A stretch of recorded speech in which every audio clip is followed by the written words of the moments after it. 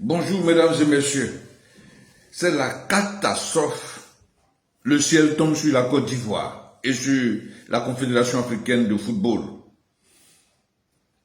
Un communiqué émanant du gouvernement ivoirien adressé à la Fédération ivoirienne de football dont les membres composent pratiquement le COCAN réservé aux juniors U20 de l'idée de renoncer à l'organisation de la CAN réservée à cette catégorie d'âge. C'est un communiqué qui tombe comme un coup de couperet sur la tête de celui-là même qui est appelé à diriger le COCAN, M. Idriss Diallo. Décidément, ce n'est pas son moi. C'est un communiqué donc qui met fin à une organisation. Quelles sont les raisons qui poussent le gouvernement à ne plus tendre la main à la Confédération, à ne plus accueillir la Confédération africaine de football sur les terres ivoiriennes? La question reste posée. Ce qui paraît un peu visible et logique à comprendre, c'est que la récente CAN, le gouvernement n'est pas en accord avec le COCAN, qui reste devoir près de 20 milliards aux particuliers, aux partenaires qui ont accompagné l'organisation. Ces opérateurs économiques attendent donc d'être payés. Et jusque-là, ça n'a pas été fait. M. Amicha et son équipe n'ont pas eu le coup de franche pour régler ce problème-là qui est pendant sur la table du gouvernement.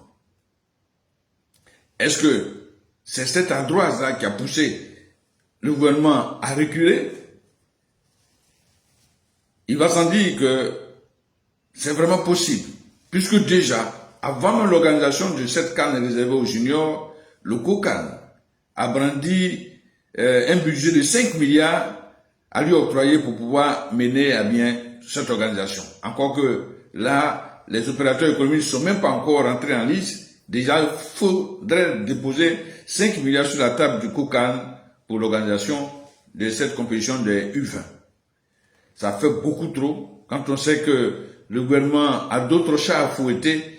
Il y a l'organisation à venir des élections au niveau présidentiel et mettre encore des milliards à la disposition d'un COCAN qui n'a pas pu, à la précédente édition, faire un point comptable beaucoup plus lucide et beaucoup plus lisible.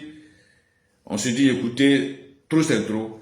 Et là, c'est le gouvernement de M. Alassane Ouattara qui dribble à la Garincha le COCAN dirigé par Idriss Diallo. Nous y reviendrons pour comprendre les éléments ayant milité à ce rejet, comme un boxeur qui n'est même pas encore monté sur le ring, son manager jette l'éponge. À suivre donc cet épisode.